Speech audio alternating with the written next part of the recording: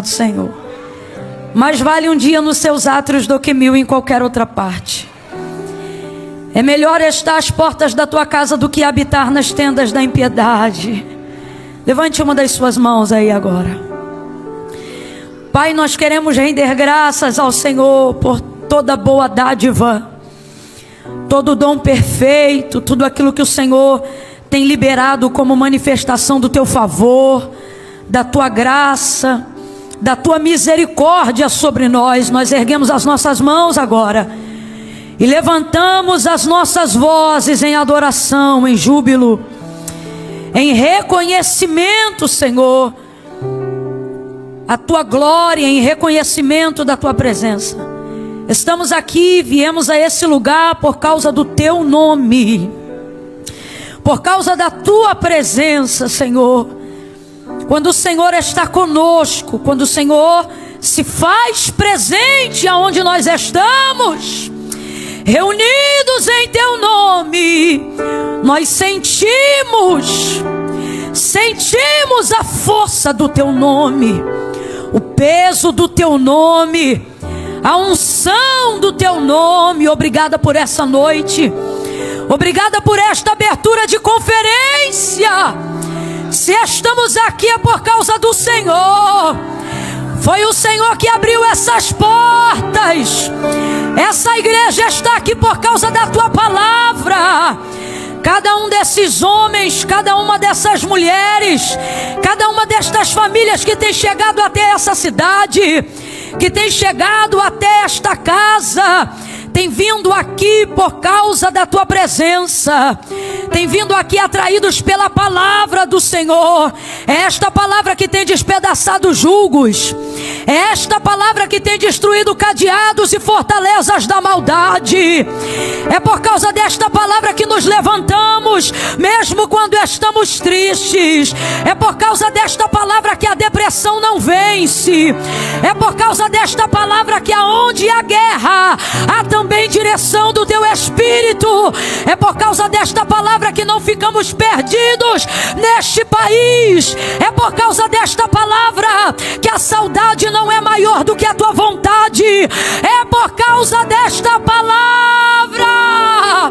É por isso, Senhor, é por isso. Estendemos as nossas mãos em reconhecimento, curvamos as nossas cabeças em súplica. Rogamos, continua manifestando sobre nós a tua misericórdia, Senhor.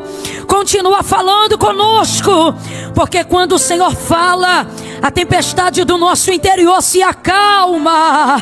Quando o Senhor fala, a esperança é renovada, e aquilo que pensávamos que não tinha mais jeito, recebe de ti uma direção, um norte, um rumo, um destino, Senhor. Presenteia estes 3 dias de conferência com destino, com rumo, com caminho, com direção, e que toda dúvida, toda incredulidade, todo espírito de fracasso, todo sentimento de desistência seja afrontado, diminuído, vencido pelo Espírito do Deus vivo que governa sobre este lugar.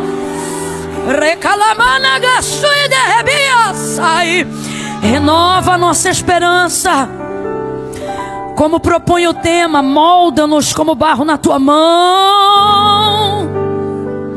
Nos aproxima da tua mão nestes dias, Senhor. Fortalece o propósito no coração de cada um aqui, como tu fizeste com Daniel. Fortalece, Senhor, para que aqueles que estão aqui hoje não te busquem como quem buscam qualquer coisa, dizendo hoje sim, amanhã não. Mas não, Senhor, que eles sejam fortalecidos no propósito de mergulharem, mergulharem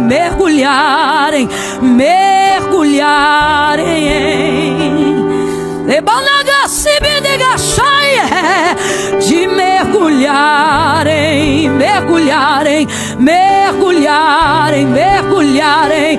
Há um convite do Espírito Santo de Deus, e Ele está dizendo: vem, vem, vem mergulhar, mergulhar. Ah, Senhor, queremos ouvir a Tua voz, queremos atender o Teu chamado. Que sejam dias onde dons sejam distribuídos, missionárias se levantem, pregadores se ergam, cantores se levantem, distribui dons, talentos. Pai, em nome de Jesus, eu te oro. Essa igreja se propôs a fazer uma conferência com menos de um ano, Senhor. É o desejo de te servir. Ouve o clamor desse teu povo.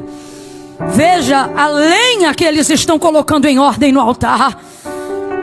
E faça algo inédito aqui, para a honra e glória do teu nome. Põe a mão no seu coração. Ainda na tua presença, continua falando conosco, Pai. Em nome de Jesus, queremos ouvir a tua voz. Não voz de Camila, não voz de homem, voz de Deus. Em nome de Jesus, essa é a nossa oração. Quem orou em concordância, diga: eita glória. Aleluia. Mistura essas palmas aí com glória a Deus e aleluia. Oh glória! Aleluia! Sabe como é que a gente sabe que está numa igreja pentecostal? Não é quando a gente faz um barulho, é quando a gente faz um barulho específico. Se puder abrir um pouquinho mais, tirar o compressor aqui do retorno para mim, por favor. É quando você ouve alguém naquele ambiente dizendo glória, e você se sente quase na obrigação de reagir dizendo aleluia. Já percebeu? Aleluia! Glória a Deus! É pentecostal. De pé, abra comigo a sua Bíblia no Evangelho do Senhor Jesus, segundo escreveu Marcos, capítulo de número 5. Glória a Deus. Ah, ok, claro. Inclusive, foi bom o senhor ter me lembrado, pastor Christian, de que amanhã eu ministro também, permitindo o Senhor. Porque Deus colocou um propósito em meu coração em cima desse tema, moldadas. Não necessariamente para falar do vaso, do barro, ou propriamente de Jeremias capítulo 13. Mas para falar, principalmente, do processo de molde.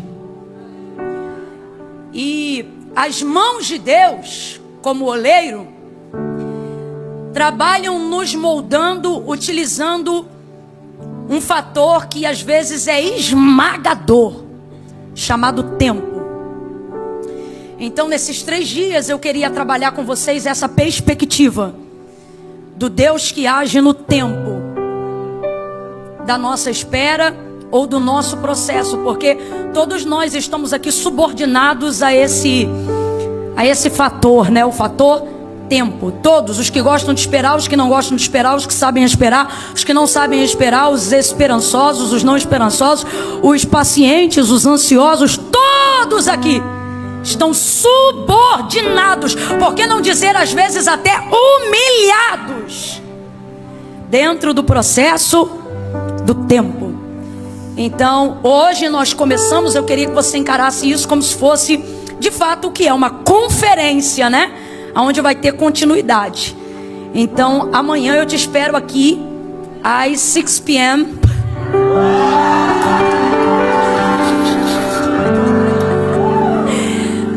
Gastei tudo que eu tinha nesse momento, não sai mais nada. Eu dei meu melhor, Deus viu. Então a gente continua amanhã e eu queria que você entendesse isso. Olhe para quem está do seu lado e diga assim: hoje o culto começa, mas não termina. Olha para mim, como é que funciona isso? Foi dada a abertura hoje, começou e você veio. Eu quero que você entenda que quando o culto terminar hoje, amanhã você continua em estado de culto. Olha para mim que eu estou falando bem sério com você. Amanhã não é dia de bater em criança. Dia nenhum é, Camila, vigia, amém, ok. Mas eu digo, sobretudo, amanhã não é dia de gritar, não é dia de ter aquela DR. Você já está esperando um tempão, aí quer ter amanhã, não está vigiando, o cão vai entrar. Amanhã é dia de você dar continuidade como oferta viva ao culto. Amanhã você continua em espírito, em oração, em ligação, ok? E depois, também, para que no domingo você possa fechar aqui. Quem entendeu, diga amém. Então que horas começa amanhã? Não, em inglês, por favor. É isso aí, estamos juntos amanhã, se Deus quiser. Marcos, capítulo de número 5. Pastor Christian, muito obrigada, eu estou muito honrada. Pastora Daniele, muito honrada de estar aqui. Muito obrigado pelo carinho, pela recepção, pela moeda mais cara do mundo que vocês estão oferecendo para a gente, que é tempo. Porque tem gente que te convida, mas te deixa meio avoado aí, né? E eles não, sabe, eles dedicam realmente tempo. Hoje eu pensei que nem ia ver a Dani direito por causa da conferência, mas não. Ela chega junto do começo até o final. Se eu pudesse dar um nome para vocês, ia ser Cirineu. Eles levam a cruz até o fim. Muito obrigada. Larissa, Ashley, Deus abençoe. É bom ver o testemunho que vocês estão dando. Deus conserve vocês, viu? Família abençoada. Quem achou, diga amém. Amém. Versículo 22 em diante. Então chegou um dos principais da sinagoga, por nome Jairo. Qual é o nome dele? O qual, vendo-o, prostrou-se aos seus pés e rogava-lhe muito, dizendo: minha filha está à morte, rogo-te que venhas e que lhe imponhas as mãos para que sare e viva. Pelo que Jesus foi com ele, grande multidão o seguia, comprimindo. Versículo 25. E certa mulher que havia 12 anos, que tinha uma hemorragia e que já havia padecido muito a mão de vários médicos, despendido tudo que tinha, sem contudo nada aproveitar, pelo contrário, indo a pior. Porém, ouvindo falar de Jesus, veio por detrás dele, por entre a multidão, e tocou na sua veste, porque dizia ela consigo mesma: se tão somente eu tocar na orla das suas vestes, sararei. Imediatamente ela tocou e se estancou no corpo a hemorragia, e ela sentiu estar curada daquele flagelo. Jesus, conhecendo que de si mesmo saíra poder, voltou-se na multidão e perguntou: quem tocou nas minhas vestes? E responderam-lhe os discípulos: mestre, a multidão te aperta e tu perguntas: quem me tocou? E ele olhava ao redor para ver a quem isto fizera. Então a mulher, que sabia o que lhe tinha acontecido, tremendo e temendo, aproximou-se, prostrou-se diante dele e lhe declarou toda a verdade. E ele lhe disse: filha, a tua fé te salvou, vai em paz e ser curada deste teu mal. Estando ele ainda falando, chegaram alguns da casa do principal da sinagoga. Quem lembra dele ainda? Qual era o nome dele? E disseram para ele: a tua filha está morta, por que incomodas o mestre? Porém Jesus, tendo ouvido essas palavras, disse ao principal da sinagoga: não temas, crê somente. E não permitiu que ninguém o seguisse, a não ser Pedro, Tiago e João, irmão de Tiago. Versículo 39. Ao entrar lhes disse: por que vos alvoroçais e chorais? A menina não está morta, mas dorme. Versículo 42.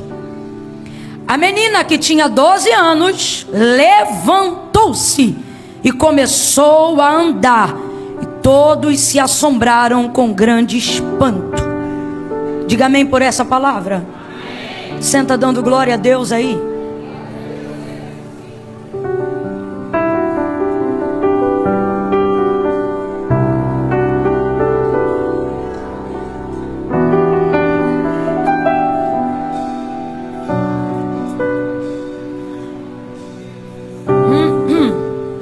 Glória a Deus. Glória a Deus. Oh, glória a Jesus. A mulher do fluxo de sangue, ela ganhou tanto destaque nesse contexto aqui do capítulo 5, que perceba que a narrativa aonde nós começamos a leitura dessa noite começa falando sobre Jairo. E a gente acaba gastando muito mais tempo enquanto Estamos tentando falar ainda sobre Jairo, haja vista que a introdução do texto começa com Jairo, mas a gente acaba falando muito mais tempo sobre a mulher do fluxo de sangue. Ela ganha um holofote dentro dessa cena por causa da fé dela. É uma mulher de muita fé. Tanto é que na epígrafe do texto, que é aquela parte em negrito, que vem escrito em algumas bíblias, né? Bíblias, quando tem o títulozinho, não vem falando sobre Jairo. Tá tudo dentro do mesmo contexto e o título da narrativa fala: a cura da mulher do fluxo de sangue. Tão grande é a atenção que é dada a ela por causa da ousadia da fé dessa mulher. Eu devo ter umas 4 mensagens só dentro desse texto, e se eu não vigiar, ela tira a minha atenção de falar o que eu tenho que falar, que hoje aqui é sobre Jairo, por causa do nível de fé dela. É algo realmente extraordinário. Mas veja, até para que ela viva o que ela viveu dentro desse contexto aqui, que foi essa cura milagrosa, isso só aconteceu porque Jairo abriu o caminho para ela. Isso vai acontecer dentro de um itinerário que foi aberto a pedido de Jairo. Jairo era o principal da sinagoga, e eu quero que você não entenda isso apenas como se Jairo fosse o pastor de uma igreja. Irmãos, nesses dias aqui, um decreto da sinagoga já havia sido deliberado. Todo aquele que tivesse qualquer atitude ou profissão de fé que declarasse que Jesus Cristo era o Filho de Deus, o Messias ou o enviado de Deus, deveria ser expulso da sinagoga. E ser expulso da sinagoga, e é necessário a gente falar sobre isso dentro da nossa cultura ocidental, que isso não tem a ver com trocar de igreja ou ficar destituído de um cargo. Abre aspas para o que eu vou dizer aqui. A religião do judeu, ela não é tida como aquilo que nós conhecemos como religião católica, protestante. Não, ela é étnica. Você não se converte judeu, compreende? Logo, pertencer a uma sinagoga é muito mais do que qualquer categoria denominacional. É fazer parte de um clã étnico que te respalda como judeu. O que isso significa, Camila? Significa que quando você era expulso de uma sinagoga, você não perdia a sua associação a um grupo de pessoas. Não, você perdia parte da sua própria identidade social.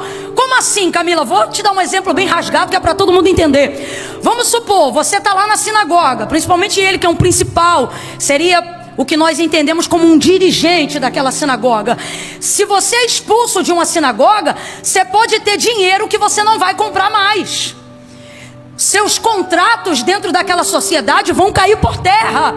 Por que Nicodemos, por exemplo, seguia Jesus à noite e José de Arimateia foi considerado discípulo só depois da morte de Cristo, compreendendo que ele perderia todo o seu patrimônio e tudo que ele possuía se dissesse ou tivesse qualquer atitude que demonstrasse que Jesus era o Cristo, por causa desse edito. Uma vez que você fosse extirpado, ou como diria dentro do catolicismo, né, excomungado de dentro dessa sociedade, dessa cultura, você não teria jamais uma inserção. Era tido como um gentio, como um samaritano, como um cão dentro daquela sociedade. E a partir do momento que você passava a viver esse contexto, sua família não te reconhecia mais como um membro. Então o filho deixava de ser filho, o pai deixava de ser pai, o primo deixava de ser primo. Eu não te reconheço mais como nada. Então você tem dinheiro, mas não compra. Você mora numa casa, mas não tem lá. Você pertence a uma geografia, mas aquela geografia expele você. Por que eu estou falando isso aqui? Porque eu quero que você entenda o que Jairo está colocando em jogo quando ele decide buscar Jesus para curar a filha dele. Ele não está trocando de igreja, ele não está mudando de pastor, ele não está trocando de religião. Ele está pegando a identidade que a sociedade deu para ele e está trocando. Ele está dizendo, não que isso não seja importante, só que a prioridade da vida dele foi reorganizada. Eu quero dizer, e já quero começar a aplicar profeticamente as direções que Deus me confiou para esses dias. Você, dentro dessa nação e no contexto que de um tempo para cá você foi inserido, está começando a sentir a ausência de pertencimento de alguns grupos. Grupos às vezes até familiares. Grupos às vezes até eclesiásticos, igrejeiros. E você não entende por que eu não me sinto mais como se. Porque coisas aconteceram na sua vida que te fizeram ter que reavaliar as suas prioridades. Deixe estar que prioridades é uma palavra que caiu no uso do plural de 10 anos para cá. Antes, prioridade jamais era conjugada no plural. E por que não, Camila?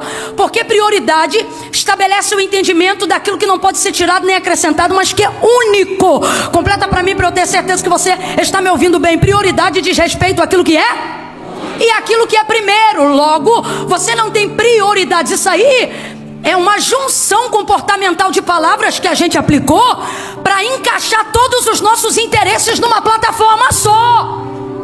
Mas gramaticalmente falando, a expressão disso não deveria existir. Não se deveriam ter prioridades. Deveria se ter apenas. Vou te dar um exemplo. Por que eu estou explicando isso? Porque é tão importante colocar isso na tua cachola. Quando não existiam prioridades, você sabia que Deus não estava entre elas. Logo, Deus não era prioridade no sentido plural. Ele não estava entre outras coisas que também são importantes. Deus não era prioridades, não estava entre as nossas prioridades. Porque antes Ele era a nossa. Vamos lá, sem plural, a nossa. Ô Camila, mas Deus continua sendo o único na minha vida. Mas é aí que você entende com maior propriedade o peso da palavra prioridade.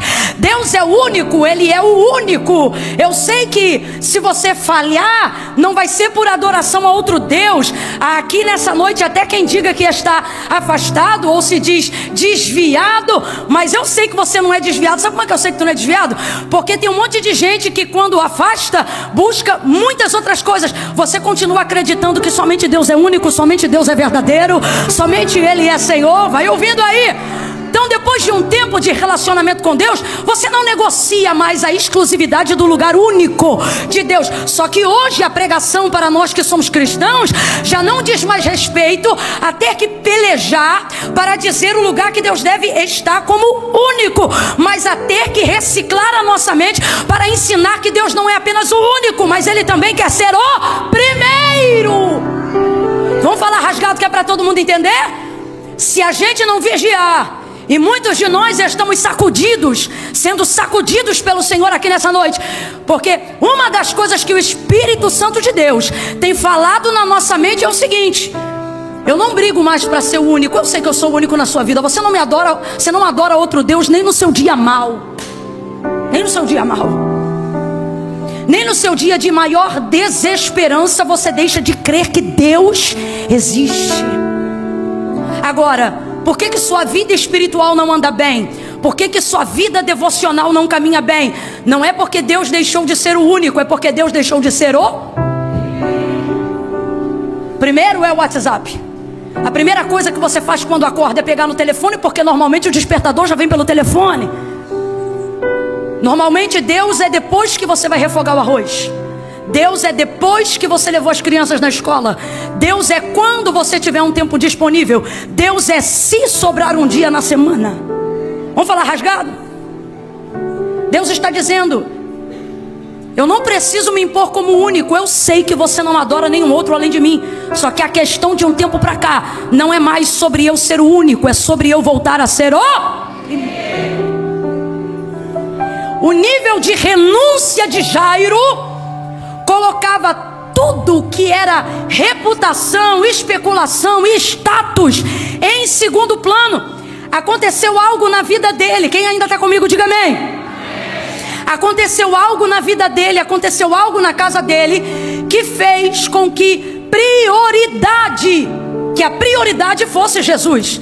E é lindo isso, porque eu não estou aqui pregando levianamente, irmãos, que reputação não é importante, que status não é importante. Eu fui ajudada na criação, né? Porque tive muita convivência com a minha avó, tanto materna quanto paterna. E como a gente sempre viveu ali em bairro, não se tinha crédito e dinheiro como se tem o fluxo hoje.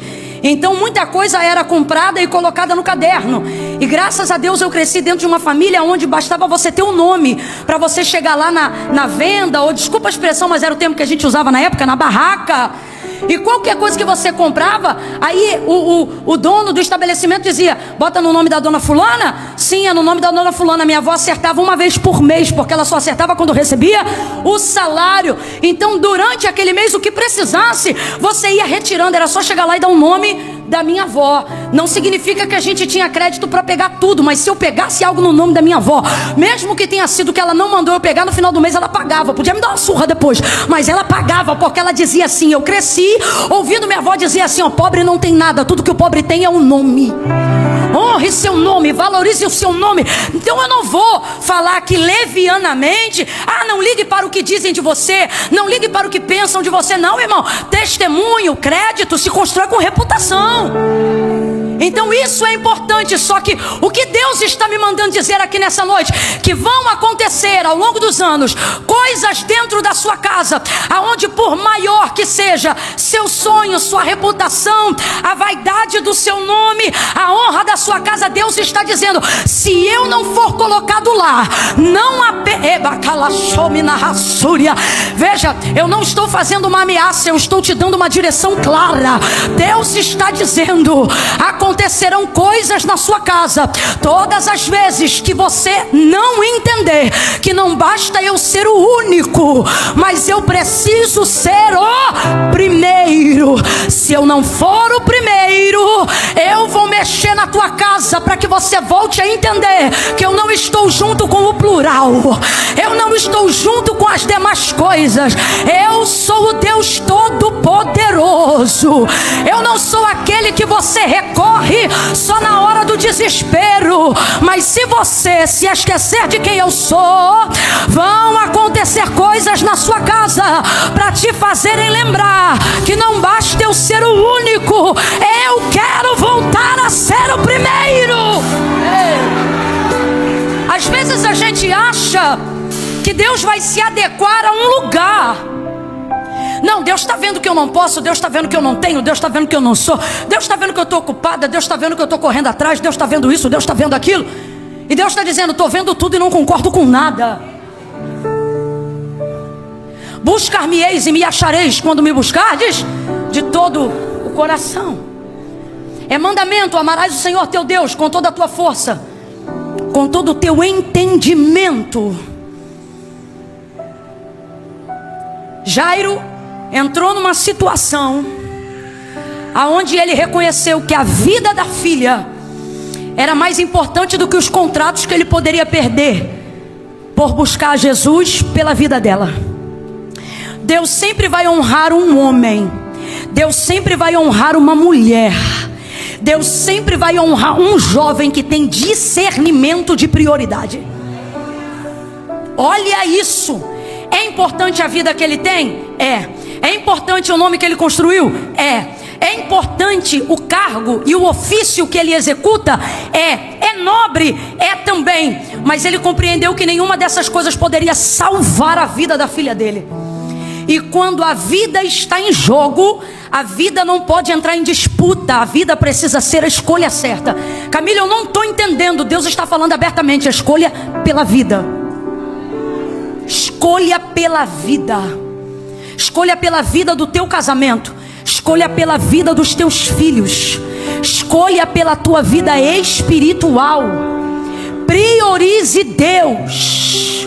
E tendo Ele como governo de todas as coisas, tudo que está fora do lugar vai encontrar lugar, se Deus for a prioridade. Então ele compreende, ele não está indo de maneira leviana nem emocionada. Ele sabe o que está em jogo, sabe o que vai perder, mas ele é intencional. Segunda coisa, Deus quer que nós utilizemos esse tempo de dificuldade com intencionalidade. Todas as vezes que a sua casa estiver em processo de luto, problema emocional ou financeiro, Deus está dizendo para mim e para você nessa noite: me busque com intencionalidade. Eu vou falar rasgado. As pessoas acham muito bonitinho gente que diz assim: ah, Deus sabe, eu não oro pedindo nada, eu não tenho coragem, eu só oro agradecendo. E acha que isso é exemplo de humildade. Eu até acho cativante, mas isso não é bíblico, isso não é a verdade e isso não é funcional. Ok? Eu não estou dizendo que você não deve orar agradecendo. Eu não estou dizendo que você não deve orar em gratidão. Eu não estou dizendo que sua devoção não deve ter adoração sincera. Só que isso não substitui a necessidade de pedido. Duas verdades. Primeira, toda oração antes de mais nada deve ser um ato de humilhação. Deixa eu ver se você aprendeu. Toda oração antes de mais nada, antes da intenção do que eu vou pedir, desejar, adorar ou receber, toda oração deve ser um ato de humilhação. O que isso significa? Significa que quando eu vou buscar a Deus, seja por qual motivo for, para pedir, receber ou agradecer, eu devo ir com a consciência de que eu preciso sempre. Mesmo quando eu não estou precisando de nada, eu preciso sempre. Mesmo quando eu não estou querendo nada, eu preciso sempre. Entende? Coloca isso na tua cabeça. Mesmo quando eu não tenho nada, eu preciso sempre. Mesmo quando eu não estou precisando de nada, eu continuo precisando sempre. Toda oração deve ser um ato de humilhação. Uma vez que toda oração deve ser um ato de humilhação, eu não posso me aproximar de Deus sem intenção. Logo, se eu vou agradecer, então eu vou me posicionar focada em que vou agradecer. Não vem com essa conversa fiada de dizer que só quer agradecer, mas na hora de dobrar o joelho você diz assim: Deus, eu te agradeço por tudo, e nem você sabe listar o tudo. Não, intenção. Primeira coisa, ato de humilhação. Segunda coisa, a oração precisa ser com intenção, intencional. Meu Deus, você precisa, eu preciso sermos mais intencionais. Mas há como é que eu vou dizer? Um véu espiritual ou religioso que quer colocar pra gente que crente bom não pede. O crente bom mesmo, ele não pede nada, ele só agradece. O que me irrita é que esse crente que não pede nada não consegue agradecer pelo que os outros recebem. Porque na verdade ele não pede, não é intencional na vida de oração ou na procura dele por Jesus quando ele precisa. Não porque ele de fato não precisa, mas porque a culpa de quem não foi alcançado verdadeiramente pela graça ainda é tão grande que ele não tem coragem de pedir. Ele acha que nunca vai ter crédito para pedir, e de fato ele nunca vai ter, não importa quanto jejum ele faça, porque não é sobre isso. Mas o religioso e o falso espiritual não conseguem entender isso. Depois que ele jejua muito, depois que ele ora muito, depois que ele faz muita campanha, depois que ele faz voto, depois que ele apresenta todos os propósitos, aí ele pensa que pode começar a pedir. Deixa estar que diante de Deus, ele antes e ele agora não muda o fato de não ter autorização para pedir. Então veja, eu acho isso lindo. O texto diz que Jairo buscou a Jesus, colocou tudo isso em cash, e ao chegar lá o texto diz que ele se prostrou aos pés de Jesus. Vamos lá para a gente não esquecer, ele se prostrou aos? Mas eu acho maravilhoso, ao se prostrar aos pés, ele vai direto no ponto e ele diz assim: rogo-te que venhas em minha casa e que imponhas rogo-te que venhas em minha casa e que imponhas as mãos sobre a minha filha, para que tocando ela sare e viva. Esse é o clamor de Jairo. Quando você vê ele aos pés, você diz: ato de humilhação verdadeira. Mas quando você vê ele pedindo as mãos, você diz: sabe exatamente o que veio e sabe exatamente o que vai pedir. Aí você olha para o texto e diz assim: Camila, isso é questão de perspectiva. Camila, eu não quero ser um crente interesseiro, nem eu. E é por isso que eu não estou pregando sobre interesse, eu estou pregando sobre intencionalidade. Deus nos trouxe hoje aqui para dizer: aos interesseiros eu não dou o meu tempo, mas aos intencionais eu darei até o que não me pediram. Pegue na mão de alguém aí agora, pegue na mão dessa pessoa. É a primeira vez que eu estou te pedindo isso, não pede licença não. Só pega na mão dessa pessoa e faz ela entender que ela não está numa noite de entretenimento gospel. Faz ela entender que ela entrou numa casa de profeta. Ela entrou num lugar onde tem intenção e palavra. De mãos dadas com ela, diga assim para essa pessoa: não sou interesseiro, mas intencional. Sacode ele e diz: seja mais intencional. Seja mais intencional. Não pense você, diz Tiago, que aquele que se aproxima de Deus sem saber o que quer, receberá dele alguma coisa. Quer falar de fé? É necessário que todo aquele que se aproxima de Deus creia que ele existe e que ele é galardoador daqueles que o buscam. Isso está no mesmo contexto. Eu vou repetir: é necessário. Eu não oro porque eu preciso disso ou daquilo.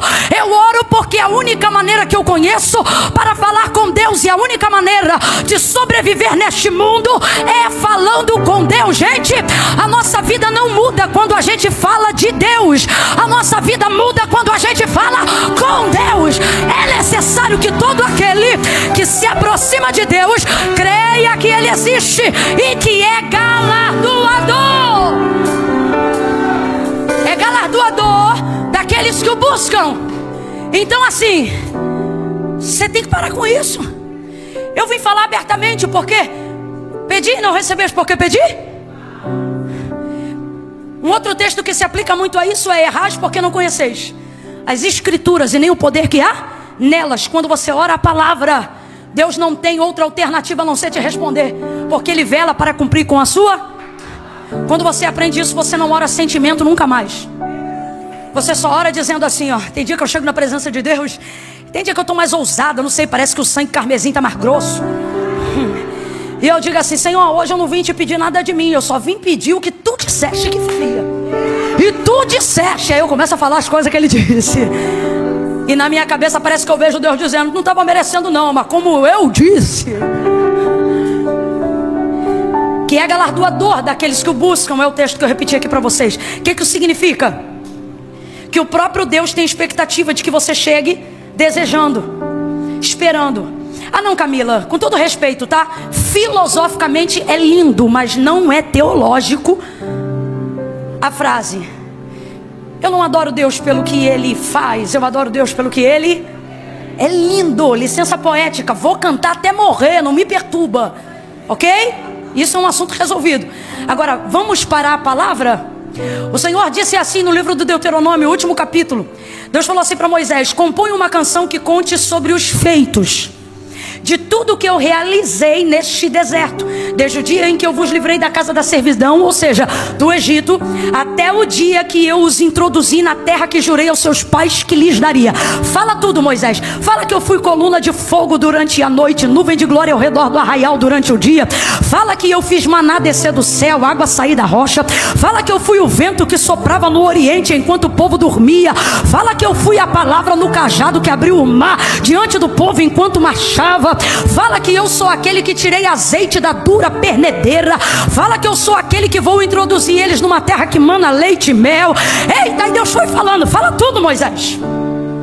Escreve, compõe a canção e ensina os filhos de Israel a cantar esse hino. E aí Deus vai dizer assim: para que os filhos deles, ou seja, os que não vão passar pelo deserto, mas os que vão habitar ou nascer em Canaã, para que os filhos deles, ao ouvirem a canção que fala sobre o que eu fiz, saibam quem eu.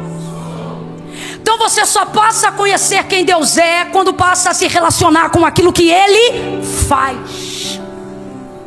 Hoje você pode ser fiel pelo que Ele é, mas você conheceu Ele pelo que você precisava que Ele fizesse. E esse relacionamento é intransferível. Uma outra pessoa não consegue transferir a experiência que ela teve de Deus. Deus é igual comida nesse aspecto. Eu posso beber essa água aqui. Imagine que Deus é essa água. Eu posso beber essa água aqui agora e dizer para você: refresca, sacia, é agradável, deve ser um pH 7, 8, ou melhor, 25. Agora, o fato de eu tomá-la aqui, explicar para você como é, sacia teu palato, umedece o céu da tua boca. Por isso o salmista vai dizer: provai e vede. Isso é pessoal. Isso não é para quem vê, isso é para quem prova. Assim é a nossa vida e nosso relacionamento com Deus. Você tem que provar. E como é que você prova? Quando Deus prova através dos seus feitos, que ele é capaz de fazer coisas que nenhuma outra pessoa poderia fazer no seu lugar. Vamos falar mais abertamente sobre isso daqui, ó. O que faz você adorar a Deus hoje não é o fato de eu te dizer de quem Deus é ou quem Deus é, mas é o fato de que você conheceu Deus em algum momento da sua vida. O temor não pode ser transferido. Ele só é produzido através de um relacionamento sincero. Ah não, Camila, mas eu sou tão fiel a Deus que eu adoraria a Deus mesmo que Ele não tivesse feito nada, nem mesmo entregado seu Filho Jesus. Apenas pelo conhecimento eu adoraria. Conversa fiada. E por que que isso não é uma verdade? Porque senão você também poderia fazer de mim sua deusa, e poderia fazer de qualquer outra pessoa também o seu Deus, se isso fosse só por uma convicção de palavra. Mas não é, é por demonstração de poder. Então Deus demonstra poder e você teme. Ah, isso não é romântico. Não é romântico, mas é bíblico.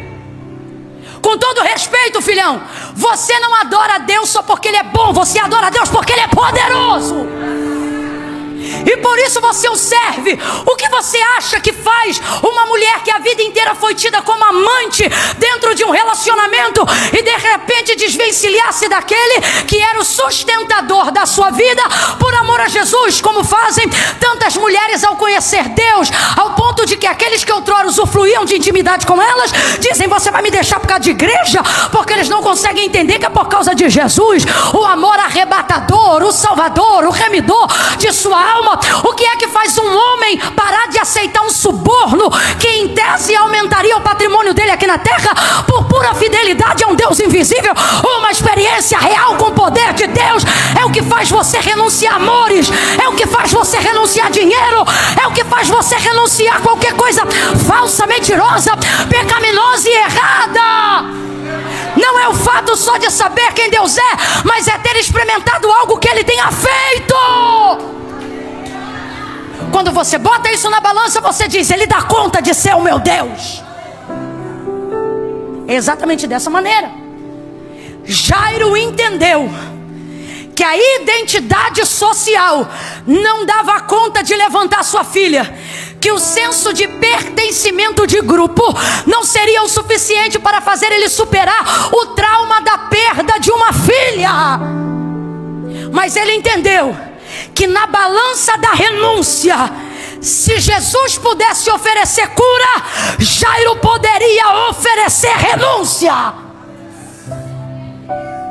Alguém pode olhar numa perspectiva falsamente humilde e dizer: eu não acho justo o que Jairo fez, ele deveria ter adorado independente do que viveu. Só que Deus não olha para a justiça como eu e você, Deus olha para a verdade. Você quer ver outro exemplo? Jacó disse assim para o Senhor: se de tudo tu me abençoares, o dízimo de tudo que tu me deres eu te darei. Aí eu te pergunto, ele já não tinha que dar o dízimo muito antes, haja vista que o dízimo já existia desde a ordem de Melquisedeque, e ele já era experimentado nisso? Sim ou não? Sim ou não? Mas olha o que ele está dizendo. É a partir de agora. O que ele está dizendo? Não é pelo que eu ouvi ou vivi dos outros. Esse pacto quem está fazendo sou eu e o Senhor. Se de tudo o Senhor, ou seja, se eu provar da tua mão, se eu entender que a tua mão sustenta o tipo de vida que eu estou disposto a renunciar para viver da tua mão, de tudo eu te darei. Então o que ele está dizendo para Deus? Ele está colocando uma condição, e tem gente que acha isso errado. E no auge da minha vida politicamente correta, eu também acharia. Só que Deus olha isso e pesa na balança da verdade. Para Deus, se tem verdade intencional, tem integralidade, Ele recebe. A moeda que mexe o câmbio do céu não é perfeição, é verdade. Não é política, é verdade. Lembra daquela mulher que teve 5 homens na vida dela e o 6º não era dela? Jesus disse assim para ela: traz-me aqui teu marido. E ela diz: eu não tenho marido. Aí ele diz: tu disseste com verdade, porque tu já tiveste 5 e o 6º que tu tens agora não é teu marido. E aí ele termina dizendo para aquilo que ela acabou de responder para ele, dizendo assim: tu disseste bem. Parece até que ele está elogiando, não é? Oh, Jesus, só está de brincadeira comigo? A gente pagando preço para ser fiel, e essa mulher vem aí com 5, o 6º não é dela, ou seja, ela está no ato do erro. E o Senhor diz, disseste bem? Ele não está dizendo que o que ela falou foi bonito, mas ele gostou porque foi? Então ele continua ali. Agora com os fariseus ele não dedicava 5 minutos do seu tempo. Mas com essa mulher, sentou, conversou o dia todo. Depois aceitou conversar com os amigos dela. E o lugar que era só de passagem, o texto diz que ele ficou mais um dia lá. Por quê? Porque para Jesus, intenção tem a ver com a verdade do seu coração. Deus está dizendo, quer me conhecer aqui como seus pais me conheceram lá? Quer viver comigo aqui algo que você nunca viu ninguém viver na sua casa? Deus está dizendo, se humilhe aos meus pés, mas não tenha vergonha de dizer o que você precisa das minhas mãos. Jairo foi aos pés, mas intencionalmente foi direto na mão. Qual era o testemunho de Cristo aqueles dias? O testemunho era este, que todo aquele a quem Jesus tocava, este era curado. É isso que Lucas fala quando conta o testemunho de Jesus nesses dias. Por que essa mulher saiu correndo e tocou na orla das vestes dele? Porque ela já tinha ouvido o testemunho dele. Por que ela é uma mulher que ganha tanto destaque? Porque ela foi a única e a primeira a entender que não precisava ser tocada por ele, mas que se ela tocasse, ela também podia receber. Mas antes da mulher do fluxo de sangue, isso não existia. Por que a multidão está apertando ele a caminho da casa de Jairo? Por que essa multidão não foi curada igual essa mulher? Haja vista que se esbarrasse nele, poderia ser curado também. Porque você recebe de acordo com a perspectiva e a intenção do seu pedido. Como assim, Camila? A mulher colocou na cabeça dela, se eu tocar, quem vai receber sou eu. Como é que aconteceu? Quando ela tocou, quem recebeu? Agora, todos os outros que queriam receber, qual era a intenção? Se ele eu vou receber.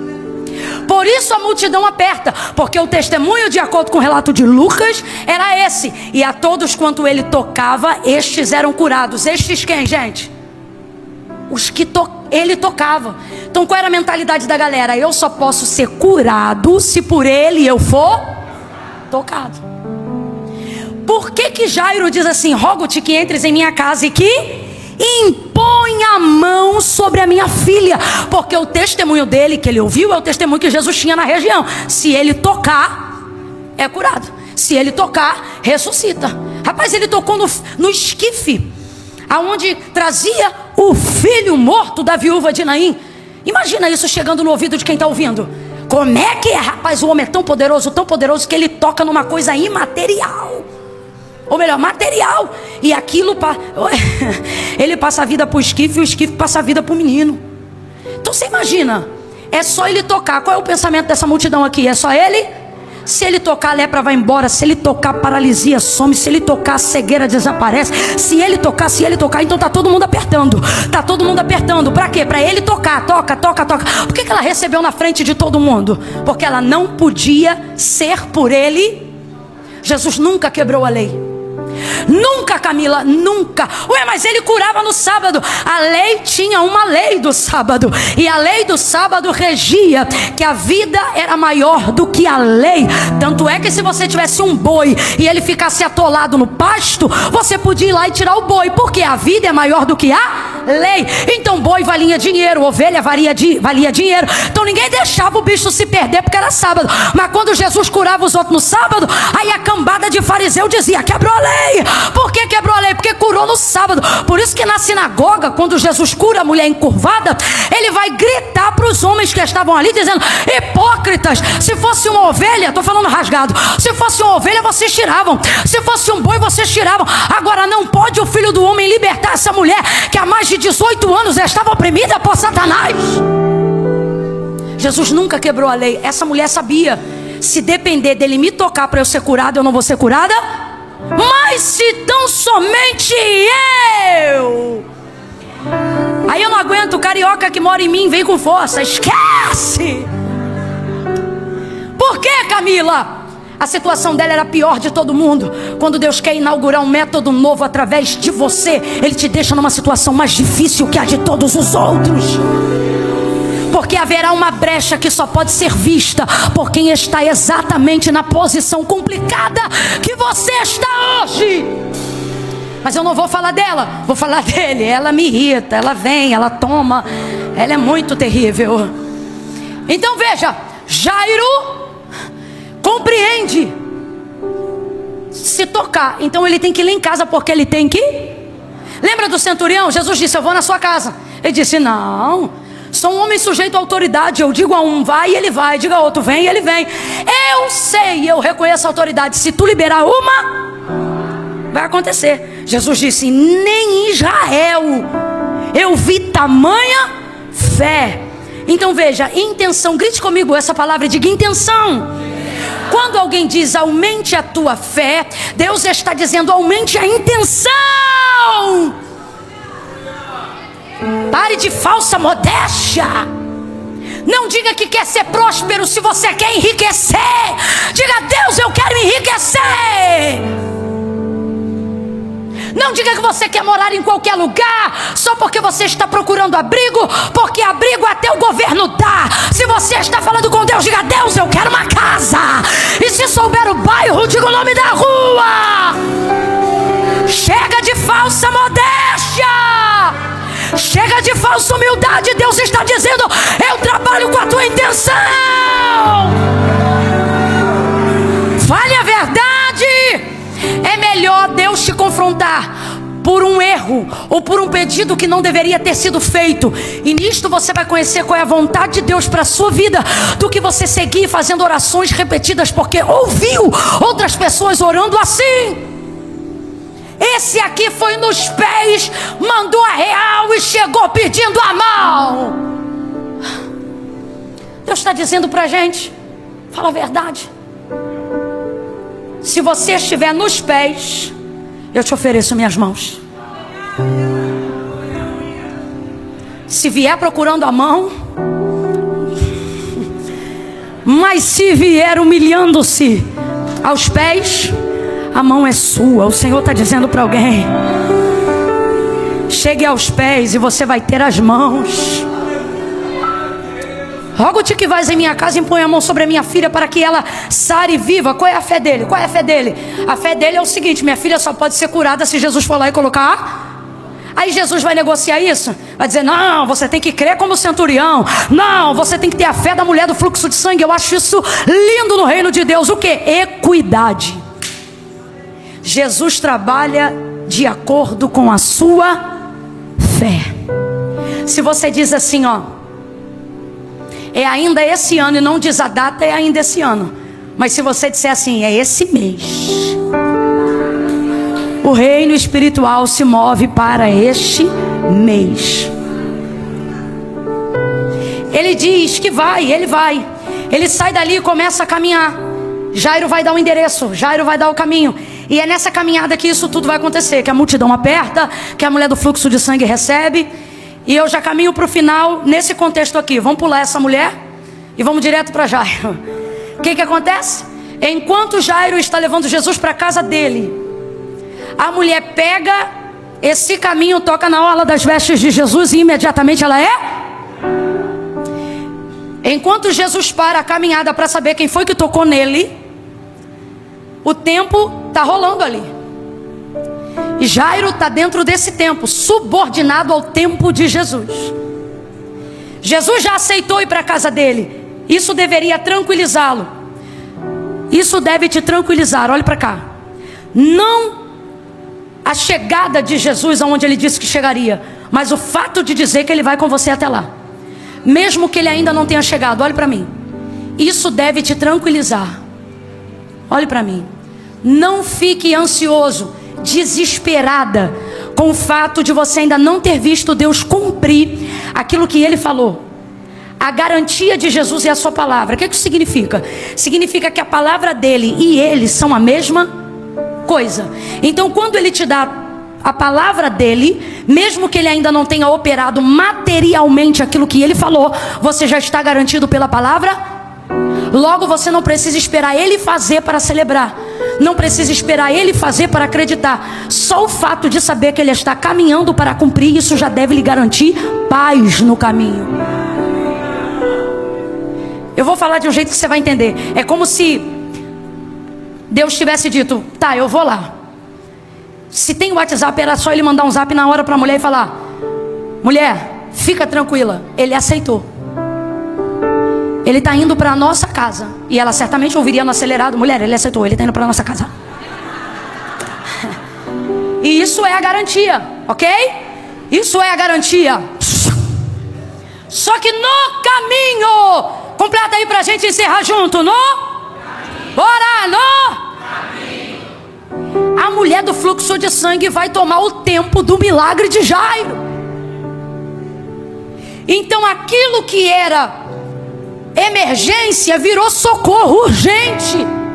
Porque enquanto Jesus para descobrir quem tocou nele, vai chegar gente da casa de Jairo, dizendo que não precisa mais levar Jesus até lá, porque a menina que estava doente agora já está. Agora, qual é a fé de Jairo? Qual é a fé de Jairo? De que se Jesus tocar na filha dele, ela vai... Quem lembra? Ela vai...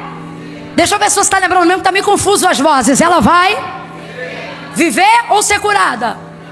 Ser curada, porque a fé dele não era para a ressurreição, a fé dele era para... E tem diferença, Camila? Você sabe que tem. Quem aqui já teve fé para curar a dor de cabeça de alguém? Orou e foi curado, diga amém. Agora é todo velório que você chega e diz para o dono do defunto: não chores. Não, porque você sabe que a fé para curar é uma e a fé para ressuscitar? Tem níveis de fé? Tem, por isso tem tamanhos de milagre. Jesus disse para os discípulos no meio da tempestade, quando acordaram ele: até quando vocês me terão convosco, homens de pouca ou pequena fé? Então responda aí com inteligência: a fé tem tamanho, sim ou não? A fé de Jairo era para cura ou para ressurreição? Cura. Só que Jesus já sabia, irmão, que no meio do caminho a menina ia... Só que era também no meio desse caminho que Jairo ia ver que Jesus também operava de maneiras diferentes da sua expectativa. Porque qual é a fé dele? Só pode ser curado se por ele for? Bora! Só pode ser curado se por ele for? De repente ele viu uma mulher imunda tocar e ser curada ela. Por mais que ele esteja incomodado de que ela esteja tomando o tempo que é dele, a verdade é que ele está vendo que Jesus pode muito mais do que ele imaginava. Quando vem e dizem para ele: não importune mais o mestre, a tua menina já está morta. Na fé humana dele ele poderia ter pensado: agora já era. Só que ele está diante de um feito maior do que a expectativa inicial que ele tinha quando buscou. Agora você entende porque Jesus não está fazendo, não está arrumando, não está curando, não está entrando onde você queria que ele entrasse no seu tempo? É porque você não tinha fé o suficiente para ver o que ele ia fazer lá. Então ele vai permitir acontecerem coisas no caminho, coisas que não estavam no seu prognóstico, coisas que não estavam no seu diagnóstico, porque através destas coisas a tua fé será aumentada, a tua vida será edificada, a palavra de Deus será redobrada. Sobre aquilo que você imaginava que ele faria.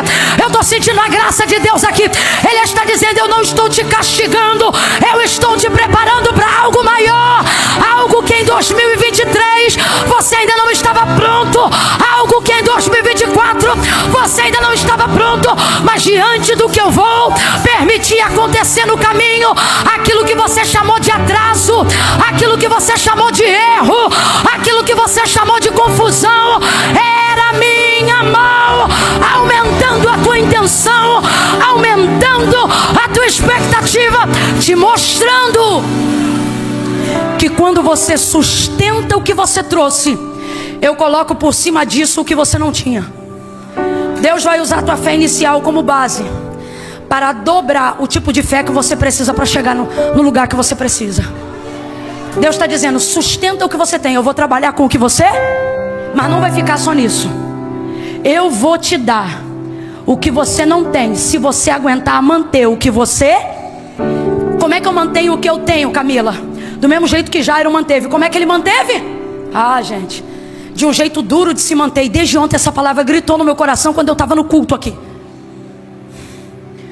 Anteontem. Para mim a parte mais difícil da vida de Jairo é exatamente esse ponto. É ver quem chegou depois receber primeiro o que você pediu antes.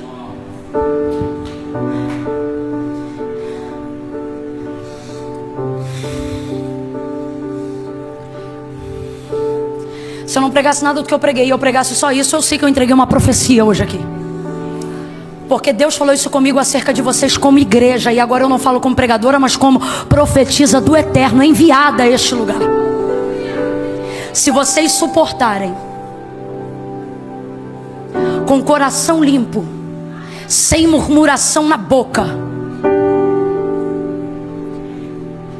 aguentarem a ver que outros que chegaram depois receberam exatamente o que vocês pediram antes, o que vocês se esforçaram para receber antes. Porque, irmãos, eu não estou inventando não. É só você olhar o texto por outra perspectiva. Jairo queria uma cura e não uma ressurreição, sim ou não? A mulher foi pedir ressurreição? Não, a mulher foi ser.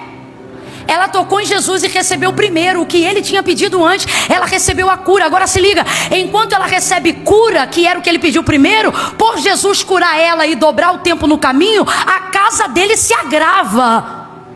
A garota que outrora estava viva, agora está morta. Sabe lá se foi pelo tempo que usou-se enquanto ele administrava esse tempo para gerir o milagre e a confissão de fé de uma mulher que para ele era imunda. Eu vou mais profundo agora, não é a Bíblia quem diz isso, sou eu. Quem sabe ele não conhecia essa mulher, porque ele tinha que garantir que ela ficaria fora da sinagoga. Ela era imunda. E de repente alguém que sempre esteve acostumada a receber depois, a ver depois, a ser purificada depois, ele está vendo que agora essa pessoa recebeu na frente dele. E o que me impressiona, eu amo a verdade de Jairo. Qual, Camila? Eu vou falar a real. Eu não acredito que ele está de boa, não. Eu tenho para mim que ele está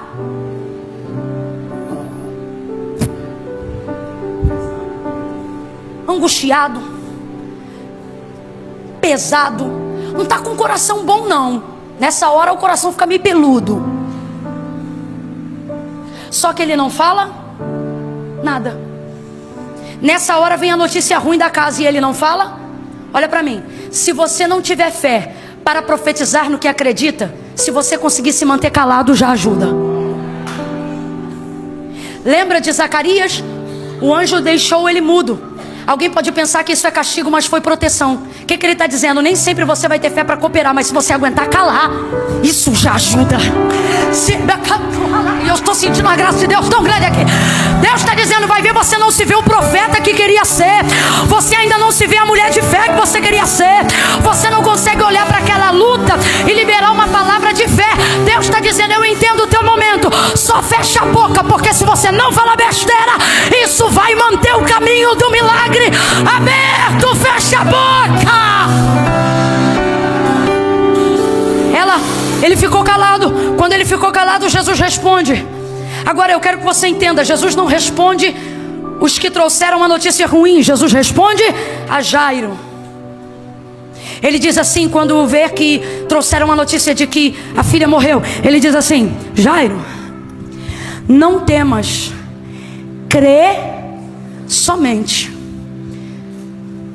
Só que Jairo não falou nada, mas Jesus sabia o que ele pensava. Quando você não fala o que não tem coragem de dizer, Jesus fala o que você precisa ouvir para aguentar ficar calado. Não temas, crê somente. Trouxeram uma notícia e Jesus fala com Jairo. Por que Jesus não falou com eles? Porque Jesus não fala com quem traz a notícia. Pare de gastar seu tempo de relacionamento com Deus pedindo Deus para responder quem fala. O tempo de Deus não é para quem traz a notícia, é para quem está buscando o milagre. Jesus está dizendo, eu vou falar é com quem busca. Eu vou animar é quem busca. Eu vou reanimar a fé de quem busca. Não use o tempo da sua busca para Jesus visitar quem bate a língua, quem xinga, quem fala mal, quem espragueja, quem amaldiçoa, quem difama, quem faz fofoca, quem traz verdades violentas. Jesus está dizendo, a minha palavra é para quem busca, a minha palavra é para quem acredita, a minha palavra é para quem persevera, a minha palavra é para quem não murmura, a minha palavra é para quem permanece. Não temas, crê somente. continuou caminhando para a casa do homem. A menina já tinha morrido, mas Jesus continuou caminhando. Às vezes a maior alegria da nossa vida não é ver o que Jesus vai fazer, é ver que Ele não nos deixou. Mesmo quando a gente vê que já não tem mais como fazer o que a gente queria que Ele fizesse. Ele chega na casa de Jairo, bota para fora quem estava chorando, deixa perto os discípulos mais chegados. Talita cumi, menina, a ti te digo, rapaz, tirou a menina da morte como quem desperta um adolescente do sono. E a garota levantou como adolescente, cheia de fome. E Jesus disse, dá de comer a ela. A menina levantou. E Jairo viu que valeu a pena toda a renúncia. Por que valeu a pena a renúncia? Porque ele sabia o que ele queria. Olha para cá. Quando você não sabe o que vai ganhar, você não tem força para deixar. Todas as vezes que você quiser relativizar o mundo espiritual, sem ter consciência do que você vai ganhar, você não tem força para deixar o que precisa ser deixado para trás. Agora, quando você entende o que você quer ganhar, você bota numa balança o que você quer ganhar e o que você precisa deixar para ganhar o que você quer. Quando você entende que o que você quer ganhar é grande, é maior e é bom, deixar é um desafio, mas não é maior do que o desejo de querer. Sabe aonde há maior desejo de morte? Quem não descobriu ainda maior propósito de vida. Salvação, milagre é a mesma coisa. Quem faz as contas sempre começando pelo o que eu vou perder, não tem a menor ideia do que vai. Porque quando você sabe o que você quer, a conta do que você vai perder é secundária e não primária. Primeiro você olha o que você quer ganhar. O que faz um menino apaixonado chegar e trocar letra com a menina? O que faz uma menina atender a um convite ou aceitar um encontro com um menino? O que faz um homem cortejar uma mulher? Ele não pensa em momento nenhum o que ele vai ter que vencer. O que fortalece ele aí tremendo, gaguejando e às vezes até falando besteira é o alvo, é o que eu quero. Quem está entendendo, diga amém. Vice-versa, irmão. Você sempre vai falar besteira perto de quem você gosta. Quando eu digo besteira, não é palavra torpe. Você nunca vai demonstrar toda a sua inteligência perto de quem você admira. Pelo contrário, perto de quem admira, você fica até meio... Ai, que raiva que dá. Você sai do encontro de perto de alguém que você reconhece como uma referência e você sai repetindo as coisas que você falou. Você diz, mano, cara, nada a ver com o que eu falei. O que houve, cara? Agora, se você está perto de alguma pessoa que não mexe com você, você é um poliglota, você está de boa, você não espera nada, ok? Você não espera nada. Agora, de quem você espera, você treme. Você não faz o que é certo. E o que é que faz você se manter num ambiente desse? O desejo de querer estar com aquela pessoa, de ver ou de querer possuir aquela pessoa. Por que você não está conseguindo viver a vida espiritual que você queria viver? Porque você está começando pelas contas do que você vai perder. E isso está arrebentando com a tua vida. O processo do tempo em não receber o que você queria no seu tempo não é Deus te castigando, é Deus preparando coisas maiores para você. Camille, como eu vou alcançar? Deus deu para a mulher do fluxo de sangue uma cura, mas deu para Jairo um testemunho que abalou seu bairro. Vamos falar a verdade? O que é maior? Uma cura ou uma ressurreição? Então quem recebeu o maior milagre? Jesus está dizendo, se eu estou dando para outras pessoas primeiro o que você me pediu, não é porque eu não vou fazer o que você imagina, mas é porque eu decidi fazer algo maior do que o que você me pediu. Coloca isso na sua cabeça. Quem entendeu, diga amém. Eu quero fazer uma oração agora antes de encerrar. E que oração é essa, Camila? Por pessoas que por um tempo... Eu vou levantar 2 palavras de oração, 60 segundos cada uma. Primeira palavra de oração, sentado mesmo como você está, não precisa se levantar agora. Só vai orar comigo, e eu só vou orar por pessoas que já desejaram muito viverem momentos melhores do que os que estão vivendo agora. Só que as notícias do meio do caminho arrefeceram a sua fé. Você já se viu pregando num púlpito como eu hoje aqui, mas agora você não se vê mais. Você viu outras pessoas que chegaram depois, atenderem esse chamado e aparentemente serem bem-sucedidas primeiro, e você já não se vê mais exercendo ele. Mas não é porque você não quer mais, é porque você não se vê mais. Você viu tanta gente passando em sua frente? Se arrefeceu no seu coração o desejo de algo, e hoje você não consegue mais desejar, ter intenção de receber algo da parte de Deus. Porque quando você pensa o tanto que você vai perder, você diz: eu não tenho força para perder isso. Camila, eu não tenho força para orar 1 hora por dia. Camila, eu não tenho força para tirar um dia da minha semana e ao invés de ganhar dinheiro, vir para o culto servir na igreja. Camila, eu não tenho essa condição. Se você hoje está nesse pensamento, mas sua vida não melhora, porque você sabe que parou de fazer conta do que ia ganhar e só começou a fazer conta do que ia perder, e por isso perdeu a força. Você não consegue mais orar o tempo que orou um dia. Não é porque não tem mais esse tempo para orar, mas é porque no tempo que você tem, você não sente mais o que você sentia. Camila, eu quero hoje aqui pedir a Deus que volte a me dar força para desejar coisas que eu deixei para lá. E hoje, enquanto você pregava, o Espírito Santo de Deus me inspirava e dizia: não deixa para lá, crê somente. Sustenta o que você queria, mantém o pedido que você me trouxe. Fecha os teus olhos aí, curva a sua cabeça se você se encontra nesse convite. Agora não vem de qualquer maneira não, fala qual é a área que você deixou para lá. Talvez Deus te chamou para ser um profeta e você deixou para lá. Talvez Deus te chamou para abrir um negócio quando você chegou aqui, mas hoje você é funcionário de alguém que trabalha com o que você queria trabalhar, porque você deixou para lá a empresa que Deus queria te dar. Fecha os olhos. Você vai pedir a fé de Jairo. Era uma fé que não era grandiosa, mas era suficiente para começar. Fecha os olhos e peça isso. Senhor, em nome de Jesus, nessa noite, debaixo da tua palavra, em linha com a tua palavra, eu quero humildemente, Senhor, pedir a operação das tuas mãos no meu coração, na minha mente. Me quebranta, tira de mim a vergonha de querer me humilhar, porque se humilhar diante do Senhor não é uma vergonha, é um privilégio. Em nome de Jesus, nessa noite do dia 18 de outubro do ano de 2024, nós queremos erguer um altar, Senhor, de recomeço. Nós queremos continuar de onde paramos.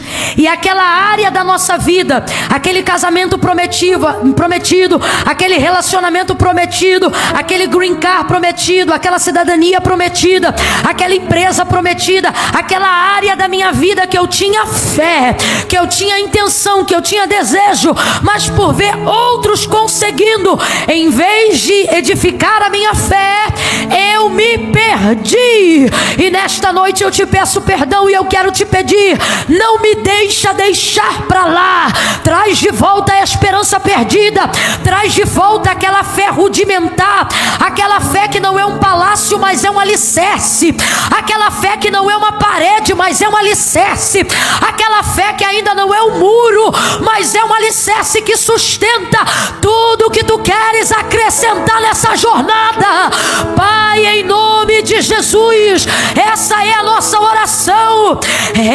Edifica a nossa fé original, para que ela seja a base, para que tu acrescente coluna, viga e todo mais que tu quiseres fazer nesse processo. Pedimos, Senhor, nos dá noção de prioridade, não nos deixa ser ouvintes apenas dessa palavra, mas praticantes dela. Por isso nós oramos em nome de Jesus, crendo. Quem concorda, diga. Fica de pé num salto de glória.